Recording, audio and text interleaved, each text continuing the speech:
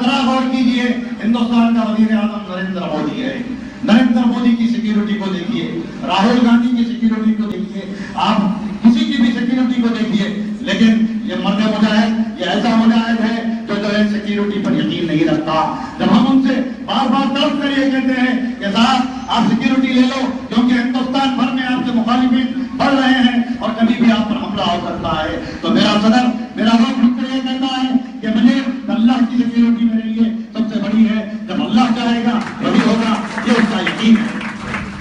तो आपको मैं चंद वाक़यात को आपके सामने रखता हूँ, क्योंकि दिल्ली मजलिस इत्तेहादुल मुस्लिमीन के आप लोग जो है सरकर्दा लोग हैं।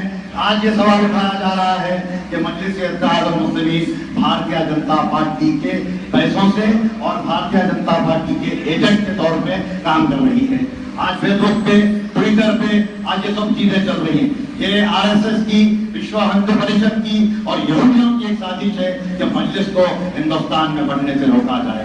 तो मैं आपसे ये पूछना चाहता हूँ, जिस वक्त लास्ट टाइम पे जब पार्लियामेंट का इलेक्शन हुआ, जिसमें नरेंद्र मोदी को हिंदुस्तान का वजीर आजम बनाया गया, तो उस वक्त क्या मजलिस इत्तेहादुल मुस्लिमीन हिंदुस्तान की किसी रियासत में मजलिस इत्तेहादुल मुस्लिमीन ने इंतखाब लड़ा था? जब मजलिस ने इंतखाब नहीं लड़ा तो जब भारतीय जनता पार्टी हुकूमत बना ली। और एक बात आपको देखिए, मजलिस की पैदावार हैदराबाद है। आज मजलिस हैदराबाद में पिछले 60 साल से काम करती आ रही है, आज तक यहाँ पर भारतीय जनता पार्टी की हुकूमत नहीं बनी। आज ये कहा रहा है कि मजलिस जाएगी तो बीजेपी कामयाब हो जाएगी, तो वैसा रहा तो आज आंध्र प्रदेश और अब के तेलंगाना में भारतीय जनता पार्टी क्यों आबाद नहीं हुई? आज यहाँ पर भारतीय जनता पार्टी की हुकूमत क्यों नहीं बनी? तो उन लोगों से ये कहना होगा कि मजलिस नहीं थी तो भारतीय जनता पार्टी की हुकूमत बनी। अगर मजलिस आ जाएगी तो इंशाअल्लाह हिंदुस्तान में दलितों को, वीकर सेक्शन को साथ लेकर एक दिन यह वक्त आएगा हिंदुस्तान में माइनॉरिटी गवर्नमेंट बन सकती है। अगर आप लोग इसके आपका मुजाहरा करेंगे और आप लोग दिल्ली में, आज ये कहा जा रहा है कि दिल्ली में, मैं भी चंद लोगों से बात करता हूँ, हमारे अफजल साहब है, सारिफ साहब है, यूसुफ साहब है, शाही आलम साहब है, ये कुछ लोगों से मैं फोनों पे बात करता हूँ। हमेशा यही होता है कि उन्हें जमात का नहीं है, उन्हें दूसरी पार्टी का है, उन्हें हमारे पास मुनाफिक है। ये सब छोड़ देंगे, अगर अपन आपस में इत्तेहाद करेंगे तो सबके हाथ मजबूत होंगे। अगर दूसरे पार्टी का एजेंट है तो थोड़े दिनों में खुद को चले जाएंगे। उन्हें जमात का नहीं है, उन्हें दूसरी पार्टी का है, उन्हें हमारे पास मुनाफिक है।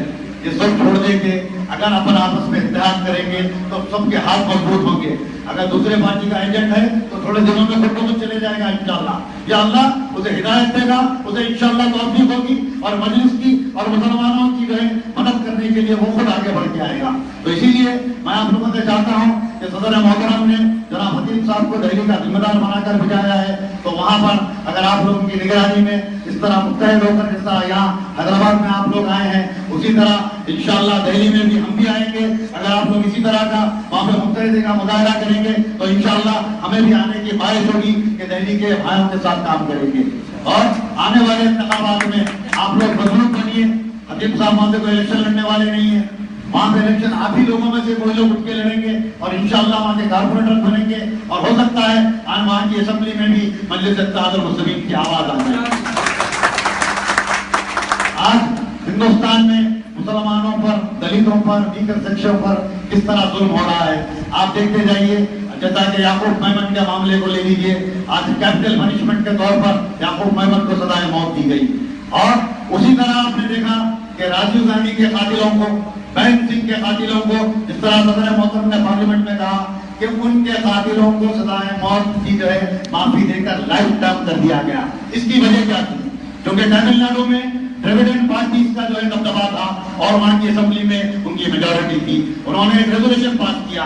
पंजाब में अकालियों की हुकूमत थी, वहां पर उन्होंने एक रेजोल्यूशन पास किया और उन कातिलों की सजाए मौत को जो है लाइफ टाइम सजा पे तब्दील कर दिया गया।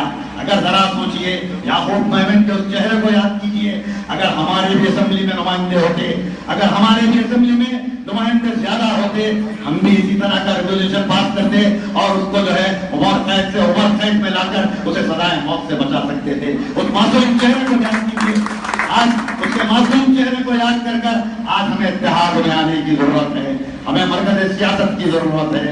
जैसा कि कई वाक़यात ऐसे हैं कि गुजरात में जिस तरह एहसान जाफरी जो